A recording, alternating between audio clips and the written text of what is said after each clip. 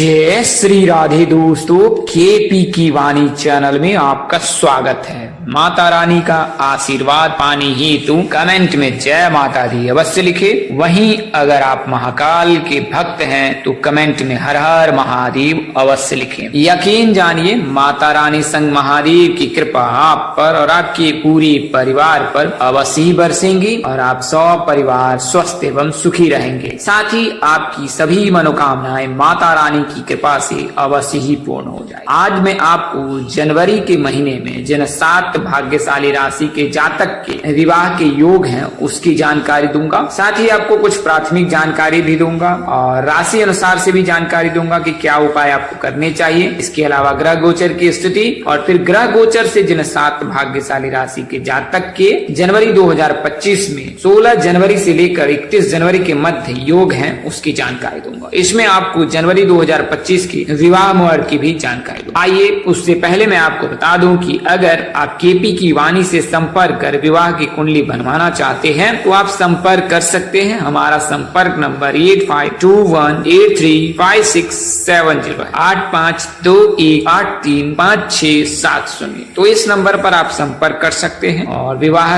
हेतु जो है पूरी जानकारी ज्ञात कर सकते हैं। जैसा कि आपको अन्य वीडियो में भी बताया गया है। नए व्यूवर्स के लिए मैं बता दूं कि अगर आप विवाह की कुंडली बनवाते हैं तो विवाह संबंध की जानकारी जो है ए से लेकर जेड तक दी जाती है। कब होगी, कहाँ होगी, कैसे होगी, किससे होगी, किस दिशा में होगी, कितनी दूरी पर होगी, किस नाम से होगी, किस राशि से करनी चाहिए, जीवन साथी का रंग रूप स्वरूप स्वभाव और उनका करियर कैसा होगा, आपका करियर कैसा होगा। अगर आप लव मैरिज करना चाहते हैं तो माता पिता की सहमति मिलेगी कि नहीं मिलेगी, ससुराल में घर द्वार कैसा होगा, सास ससुर का स्वभाव कैसा होगा, पति कितना पढ़ा लिखा होगा, पत्नी कितनी पढ़ी लिखी होगी। तो ये तमाम तरह की जानकारी जो है अब आप केपी की वाणी से कुंडली बनवा कर प्राप्त कर सकते हैं और इसके लिए मामूली शुल्क यानी मेहनताना लिया जाता है। अगर आप अपने बच्चे की जन्म कुंडली बनवाना चाहते हैं, उनका भविष्य जानना चाहते हैं, उनके कैरियर के बारे में जानना चाहते हैं, उनके भाग्योदय के बारे में जानना चाहते हैं, उनके स्वास्थ्य के बारे में जानकारी प्राप्त करना चाहते हैं तो आप अवश्य संपर्क करें। हम आपको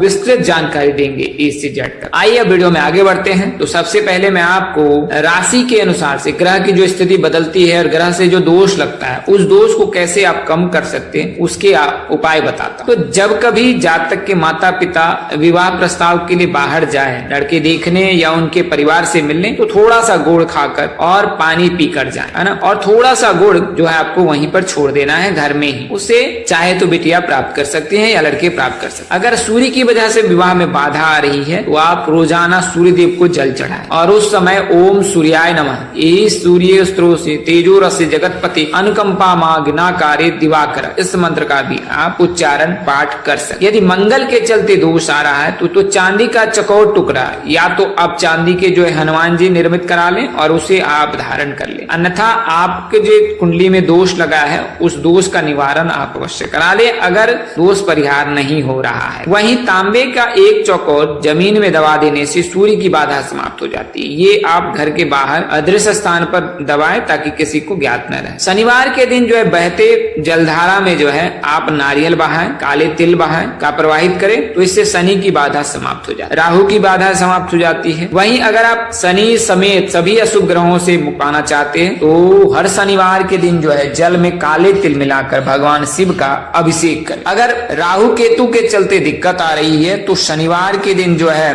बहती जलधारा में नारियल प्रवाहित करें जटा वाला। साथ ही आप श्वान यानी कुत्ते जो है उसको भोजन कर काले घोड़े की नाल का छल्ला सीधे हाथ की मध्यमा उंगली में धारण करने से भी जो है शुभ प्रभाव मिलता है। हालांकि केपी की वाणी किसी प्रकार के रत्न शास्त्र को बढ़ावा नहीं देता है। आप स्वेच्छा से अपने विवेक से ही रत्न धारण करें। अगर किसी कन्या के विवाह में बाधा आ रही है तो सोमवार के दिन स्नान ध्यान करने के पश्चात श्वेत वस्त्र धारण करें और गंगा जल से भगवान का अभिषेक करें, दुग्धाभिषेक करें और तत्पश्चात 5 जटा वाला नारियल जो है ओम श्री वरप्रदाय नमः मंत्र का जाप करके शिवलिंग पर उसार के वहीं पर रख दे और फिर ओम सुमेश्वराय नमः मंत्र का 1 माला जाप यानी 108 बार जाप करें और उस समय अपनी मनोकामना भगवान भगवान शिव से करें, यकीनन आपकी मनोकामना पूर्ण होगी। अब मैं आपको कुछ प्राथमिक जानकारी देता हूं। तो प्राथमिक जानकारी कुछ इस प्रकार से, 2 कन्या का विवाह एक समय हो सकता है, परंतु एक साथ में। कभी कभी ऐसा देखा जाता है 2 बहनों की शादी एक ही मंडप पर कर दी जाती है, तो यह किसी प्रकार से शुभ नहीं माना जाता है। इसका आप अवश्य ही ध्यान रखें। द्वार भेद और आचार्य भेद अवश्य रखना चाहिए। एक समय में 2 शुभ कार्य करना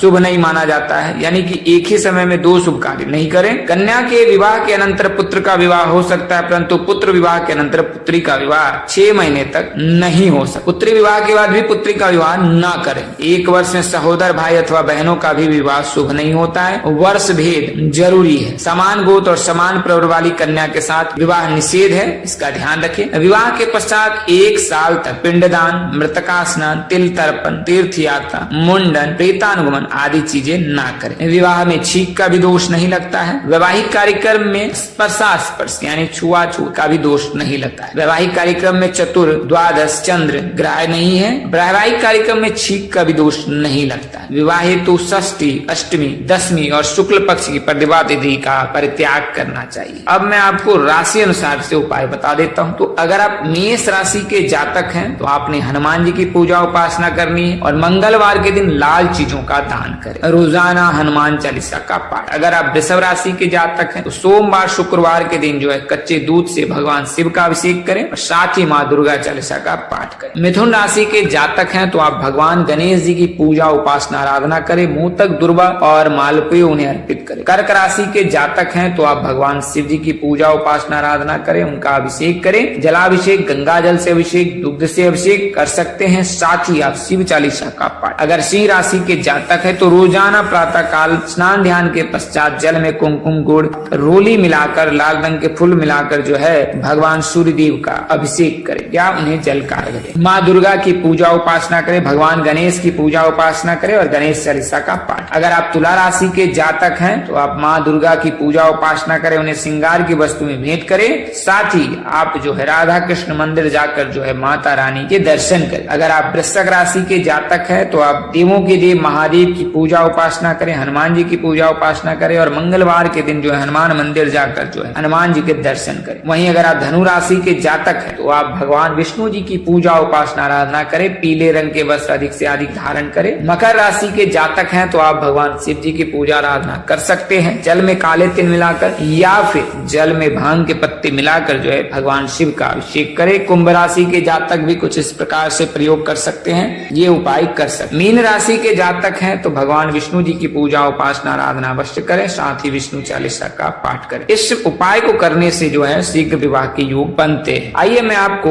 ग्रह गोचर की स्थिति बता देता हूँ। तो शुक्र के गोचर से जो है सिंह राशि के जातक के लिए, बुध के गोचर से मिथुन राशि के जातक के लिए, कर्क राशि के जातक के लिए, सूर्य के गोचर से कर्क राशि के जातक के लिए, मंगल के गोचर से धनु राशि के जातक के लिए, गुरु के गोचर से वृश्चिक राशि के जातक के लिए, शनि के गोचर से सिंह राशि के जातक के लिए, राहु और केतु के गोचर से कन्या और मीन राशि के जातक के लिए शुभ योग है। तो इन राशि के जातक के लिए शुभ योग है। अब मैं आपको कुछ प्राथमिक जानकारी देता हूँ। तो जो सगाई के कार्यक्रम होते हैं उसमें जो है कुछ साइंटिफिक सिद्धांत भी होते हैं जो कार्य करते हैं। जैसे शास्त्रों में इसका विधान तो नहीं है, लेकिन चिकित्सा क्षेत्र में इस प्रकार की बातें हैं। हालांकि केपी की वाणी इसको प्रमाणित नहीं करता है, ये सब चीजें होती है, लेकिन अंगूठी धारण करने से स्वास्थ्य लाभ अवश्य ही होता है। इसकी प्रमाणिकता विज्ञानों में उपलब्ध है। तो इसके लिए जो है जातक अपनी राशि अनुसार से, शुभ रत्न के अनुसार से वो रत्न धारण करते हैं, अंगूठी धारण करते हैं। तो इसका आप अवश्य ख्याल रखें। आइए मैं आपको उन राशियों के बारे में विस्तार से बता देता हूँ। तो सिंह राशि के जातक के लिए चूंकि वर्तमान वर्ष में तो योग नहीं है, लेकिन आगामी वर्ष में साल 2025 के प्रथम मास में ही यानी कि जनवरी के महीने में ही जो है सिंह राशि के जातक के लिए शुभ योग बनेगा। और सिंह राशि के ऐसे जातक जिनकी आयु 26 वर्ष से अधिक हो चुकी है, उनके विवाह में बाधा आ रही, तो वर्तमान वर्ष में योग नहीं है, लेकिन आगामी वर्ष में योग बनेंगे।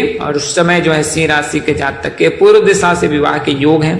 के एस नाम के जातक से विवाह के योग बनने वाले हैं, उनसे रिश्ते आ सकते हैं। वहीं अगर हम बात करें अगर सिंह राशि के जातकों के लिए, तो तुला राशि के जातक आपके लिए शुभकर है। तुला राशि के जातक के साथ आप परिणय सूत्र में बन सकते हैं, ये श्रेष्ठकर हो। इसके अलावा जो है मिथुन राशि के जातक के लिए भी शुभ योग है जनवरी के महीने में साल 2025 में। अगर आप मिथुन राशि के जातक हैं, आयु 24 वर्ष से 29 वर्ष के मध्य है, तो आपके लिए शुभ योग है। जनवरी का महीना, फरवरी का महीना, दोनों ही महीना शुभ है और इन दोनों महीनों में आपके परिणय सूत्र में बनने के योग बन रहे। बात करें नाम अक्षर की, तो एस नाम के जातक, जी नाम के जातक, बी नाम के जातक आदि से जो है आपके परिणय सूत्र में बनने के योग हैं अगर आप मिथुन राशि के जातक हैं। वहीं अगली जो राशि है कर्क राशि है, कर्क राशि के जातक के लिए भी शुभ योग है। अगर कर्क राशि के जातक है तो गुरु कर्क राशि में उच्च के होते हैं, गुरु एकादश भाव को देख रहे हैं, तो कर्क राशि के जातकों के लिए शुभ योग बन रहा है। इसके अलावा जो है बुध के गोचर से भी कर्क राशि के जातक के लिए शुभ योग बन रहा है। सूर्य के गोचर से भी कर्क राशि के जातकों के लिए शुभ योग बन रहा है। तो अगर आप कर्क राशि के जातक हैं तो साल 2025 का जनवरी महीना आपके लिए बेहद ही शुभ रहने वाला है। वहीं बात करें विवाह मुहूर्त की, तो जनवरी के महीने में 16, 17, 18, 19, 20, 21, 23, 24, 26 और 27 इन तारीखों को जो है जनवरी महीने में विवाह मुहूर्त है, तो आप अपने हिसाब से तिथि का चयन कर सकते हैं। इसके लिए आप स्थानीय पंडित व ज्योतिष से भी संपर्क। कन्या राशि भी इसमें शामिल है। जनवरी के महीने में कन्या राशि के जातक के लिए भी शुभ योग है। अगर आप कन्या राशि के जातक हैं तो भगवान श्री विष्णु जी की पूजा उपासना आराधना अवश्य करें और बुधवार के दिन हरे रंग के वस्त्र पहने, साथ ही बुधवार के दिन जो है भगवान गणेश जी की पूजा करें, आपको अवश्य ही लाभ प्राप्त होगा। ए नाम के जातक, एस नाम के जातक, डी नाम के जातकों में से कोई एक नाम के जातक के साथ आप परिणय सूत्र में बंधने वाले हैं। अगली जो राशि है वो जो है मकर राशि है, धनु राशि है और मीन राशि है। तो अगर आप मकर राशि के जातक हैं तो आपके लिए भी शुभ योग है। जनवरी 2025 में जब शनि मार्गी हो जाएंगे 15 नवंबर को, उसके पश्चात से फिर मकर राशि के जातक के लिए शुभ योग बनेगा। दिशा जो है इनके लिए पश्चिम हो सकती है। दूरी जो है क्यू नाम के जातक, एच नाम के जातक। अगर आप मकर राशि के जातक हैं तो कुंभ और मीन राशि से विवाह करना श्रेष्ठ कर होगा। इसके अलावा मीन राशि के जातक के लिए भी जनवरी का महीना बेहद शुभ रहने वाला है। इस दौरान मीन राशि के जातक परिणय सूत्र में बन सकते हैं, उनके लिए रिश्ते आ सकते हैं और उनकी शादी भी हो सकती है। वर्तमान समय से लेकर 18 मई 2025 तक मीन राशि के जातक के लिए शुभ योग बन रहा है। बात करें नाम अक्षर की, एस नाम के जातक, जी नाम के जातक, बी नाम के जातक, वी नाम के जातक, इनमें से कोई एक नाम के जातक के साथ आप परिणय सूत्र में बंधने वाले हैं अगर आप मीन राशि के जातक हैं। तो मीन राशि के जातक, मकर राशि के जातक और धनु राशि के जातक, धनु राशि के जातकों के लिए भी जो है इनके देवगुरु बृहस्पति हैं, आराध्य भगवान श्री विष्णु जी हैं। धनु राशि के जातक पर भी कुल मिलाकर जो है मीन राशि की तरह ही जो है लाभ प्राप्त होता है अगर आप धनु राशि के जातक हैं। तो ये तो 7 भाग्यशाली राशि के जातक रहे जिनके लिए जनवरी 2025 में शुभ योग बन रहा है। अगर जानकारी देने में अपने अनुज यानी मुझसे कोई गलती या त्रुटि रह गई हो तो कृपया मुझे क्षमा ही कर दीजिएगा। मेरी कोशिश आपको सत्य और सही जानकारी देने की रहती है। आप सलाह अथवा परामर्श देना ना भूलें। आज के लिए इतना ही, अगले वीडियो में फिर मिलेंगे। तब तक के लिए नमस्कार, जय श्री राम दोस्तों, जय श्री कृष्णा, जय माता दी, जय